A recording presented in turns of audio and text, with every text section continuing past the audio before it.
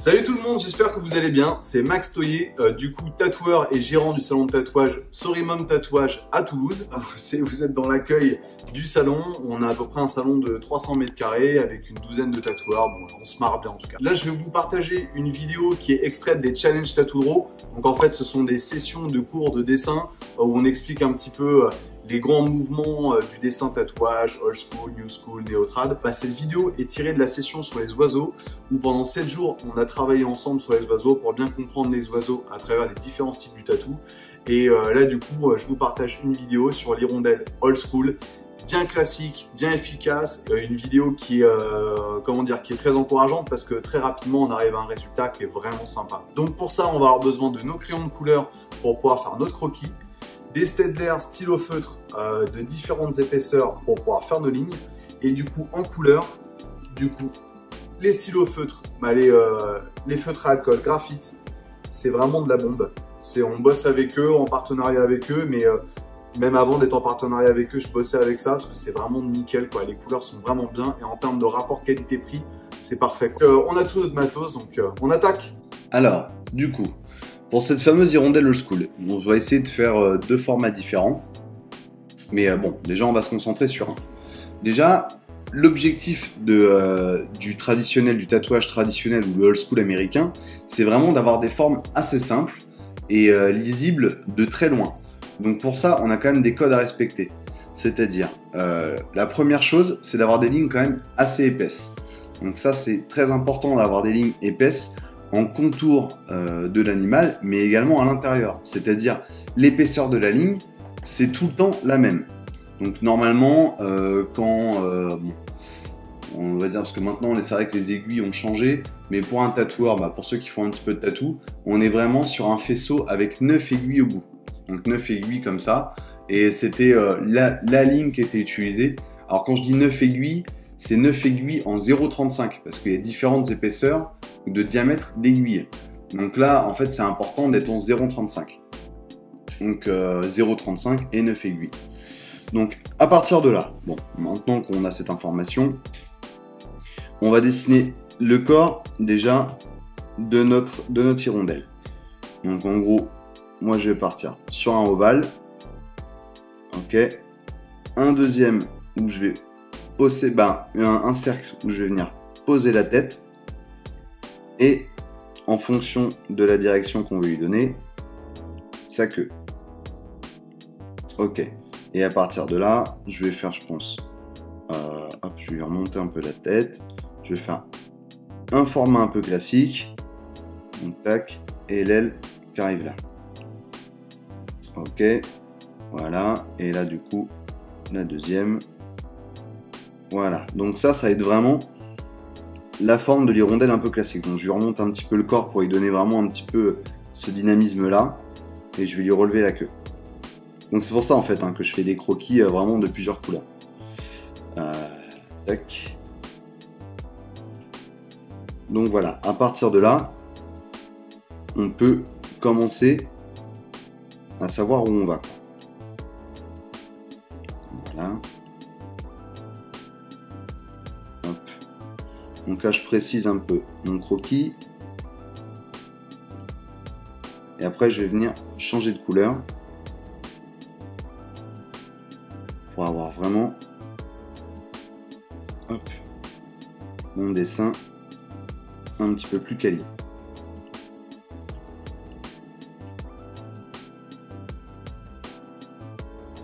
Voilà. Et donc là maintenant, je vais travailler en bleu, donc ma couleur un petit peu plus soutenue, pour venir vraiment faire les détails. Donc en gros, ici au niveau de notre tête, on va rester un peu sur le rond, avec le bec ici. Ok. Voilà. Là, on vient dessiner sa tête en continuant notre cercle. Et là, du coup, pour l'œil,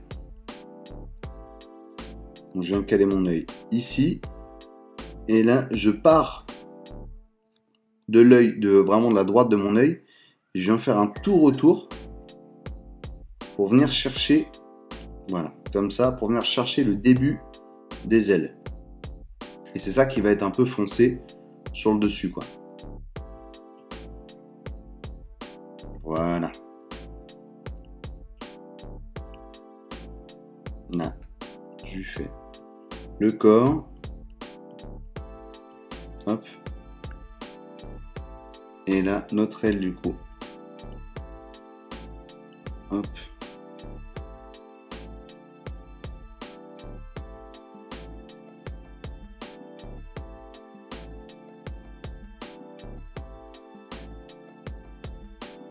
Donc là, maintenant que j'ai dessiné du coup mes ailes, je vais venir y mettre les plumes à l'intérieur. Donc là, les plumes, bon, c'est assez simple, hein. On vient faire quelque chose de régulier pour venir vraiment chercher vraiment tout le bord de l'aile et avoir des formes assez régulières.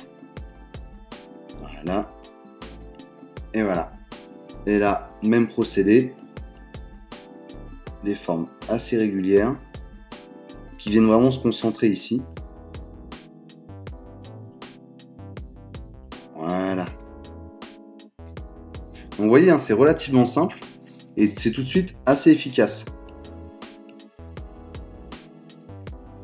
Tac. Je vais faire ce format là. Voilà, donner un petit peu plus de mouvement au niveau de la queue. Et voilà. Donc là on a notre hirondelle. Après là maintenant il suffit vraiment de mettre une ligne épaisse du coup pour faire vraiment tout le format. Et du coup on a notre hirondelle. Donc là je vais le faire directement. Je vais choisir une ligne assez épaisse. Voilà, comme ça c'est très bien. Et là je vais dessiner toutes les formes.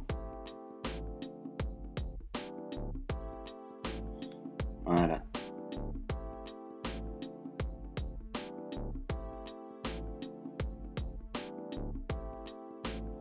Et là surtout n'hésitez pas à aller vraiment chercher à chaque fois le bout de la plume, quoi. Là on n'est pas vraiment dans une recherche de détails ou ce genre de choses. Là on est vraiment le tatou, c'est ça qui fonctionne bien avec le tatouage old school, c'est que du coup même si on est assez loin, tout de suite c'est très percutant, ça marche bien. Mais c'est parce que justement on est quand même, il y a très peu de détails et qu'on vient vraiment à l'essentiel avec le tatou old school. Et c'est ça qui fonctionne très très bien.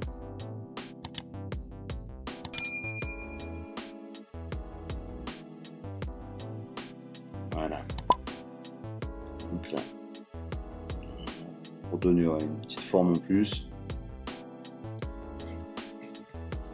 Là ici, j'ai hop, je cherche un peu la tête.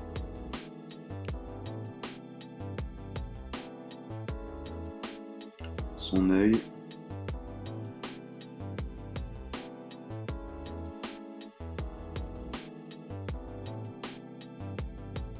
Hop, voilà.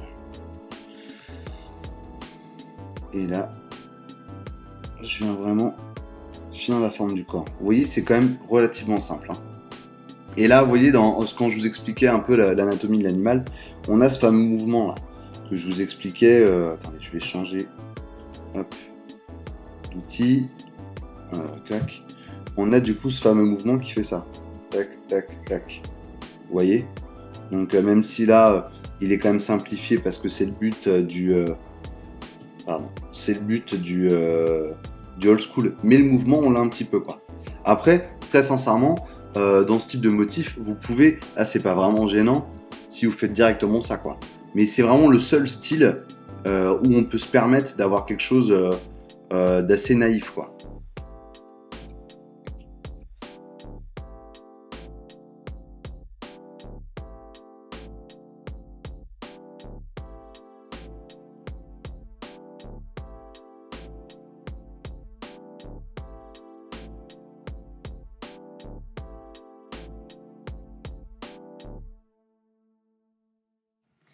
Donc voilà, donc là vous avez, de façon générale, vous avez la forme de votre hirondelle.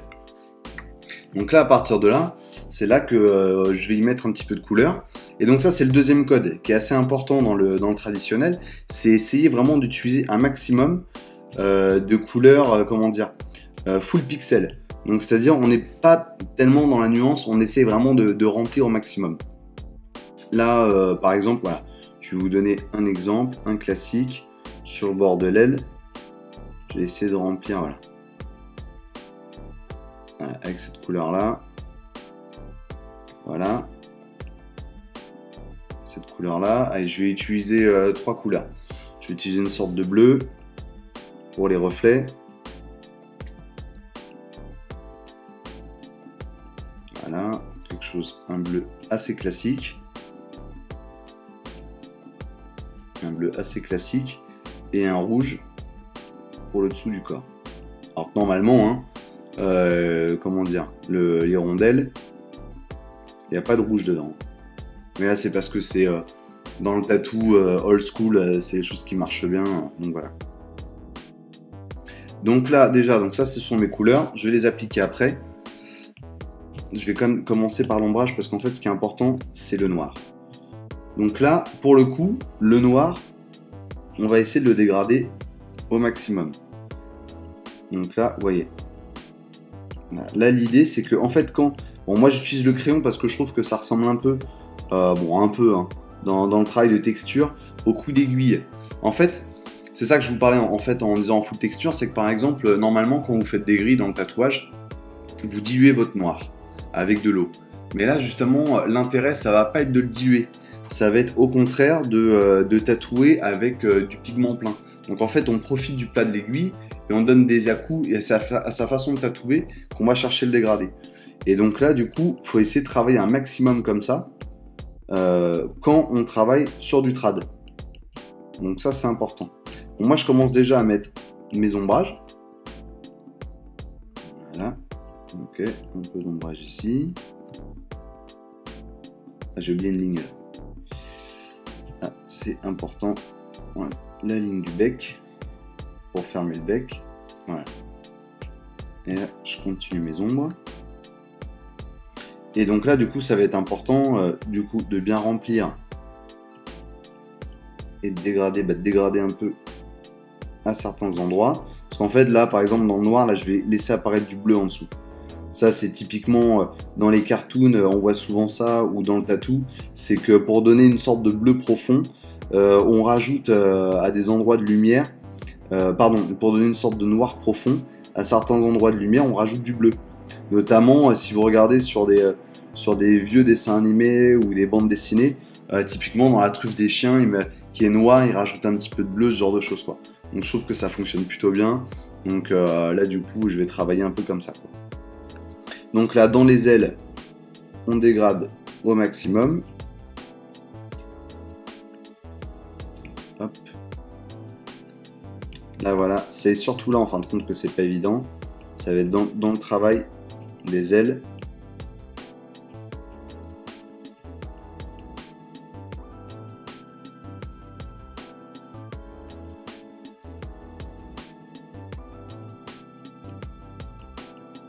Voilà, et c'est ça en fait qui est un peu chronophage sur tout ce qui va être oiseau. Ça va être le travail des plumes et des ailes.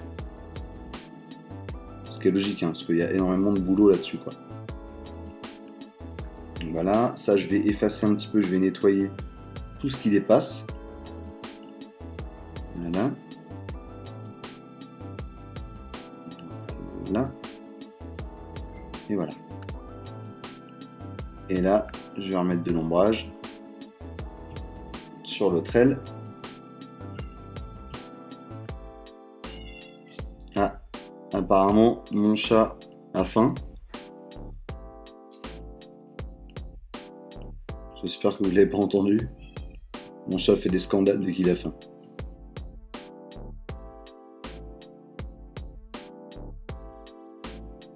Donc là, la deuxième, elle est faite. Je renettoie également comme pour la première. Je vais pouvoir rejoindre après les deux fichiers. Voilà. Tac. Je fusionne tout ça. Donc voilà. Donc là, j'ai mon ombrage principal. Je pourrais même un petit peu en rajouter en bas, mais je pense que je vais faire du rouge plein et voilà. Donc là, maintenant, ce que je vais faire, c'est que je vais partir du même procédé avec mon bleu pour du coup donner vraiment un petit peu l'aspect de reflet.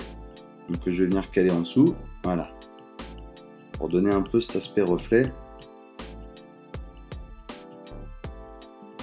Et là du coup il y a juste sur le bout des plumes que je viens pas, mais autrement sur le reste je remplis vraiment quoi.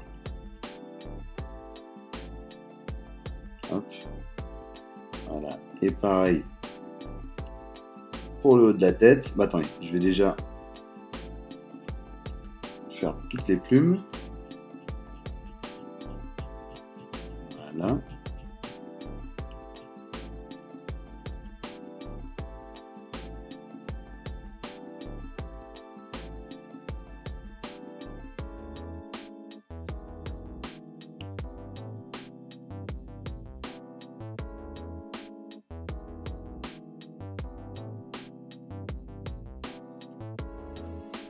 Voilà, je nettoie un petit peu. Oh non, je vais remettre du jaune directement.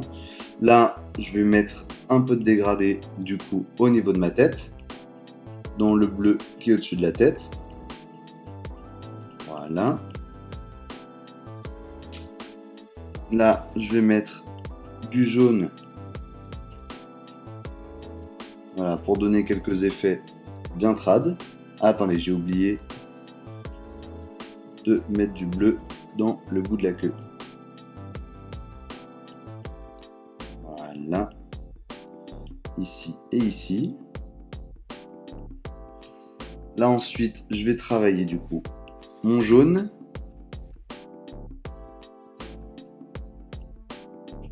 Ici. Là je suis directement au feutre. Hein. J'ai changé d'outil. L'outil crayon qui me sert vraiment à dégrader. Là je suis directement au feutre. Ah, et du coup ça me permet de me rendre compte que je me suis planté ici au niveau des ombrages. C'est pas que je me suis planté mais j'ai pas nettoyé à gauche là. Donc, je fais ça, je vais réparer ça tout de suite. Mais... Du coup je mets ça ici, plus dans le bec. Voilà. Là, je nettoie un petit peu l'ombre qui est là. Voilà. Et ensuite, je vais remplir en partie au feutre de rouge au niveau du corps. Et je pense que je vais juste... Hop, je vais juste fermer au crayon comme si je le dégradais. Je vais fermer, en fin de compte, je vais finir le cercle de la tête avec mon rouge. Bon là on est vraiment sur des couleurs, les couleurs primaires. Hein. Voilà, bleu, jaune et rouge. Et les trois couleurs primaires pour faire un tatou quoi. Et là on est vraiment dans les codes du traditionnel. Et ça fonctionne tout à fait bien. Voilà. Hop.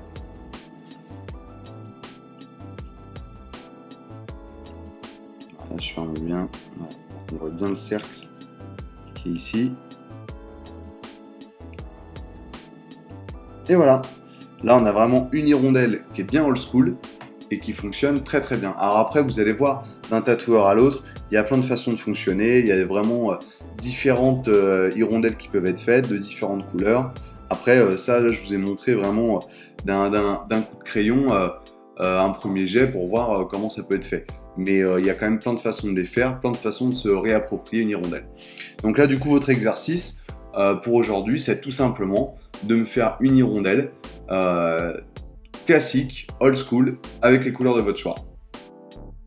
Bon voilà, c'est la fin de cette vidéo, j'espère que ça vous a plu. Donc comme je vous disais, cette vidéo est extraite du coup d'une session qu'on a faite sur les oiseaux. N'hésitez pas à nous rejoindre sur notre site ou directement sur notre plateforme Podia, qui est notre plateforme de cours en ligne en fait, pour voir les sessions qui sont disponibles, venir chatter avec nous directement sur le chat. Et puis voilà, j'espère en tout cas que ça vous a plu. Et puis n'hésitez pas à partager vos commentaires, à partager je sais pas, vos dessins. N'oubliez pas de vous abonner aussi. Et puis je vous dis à la prochaine. Allez, ciao!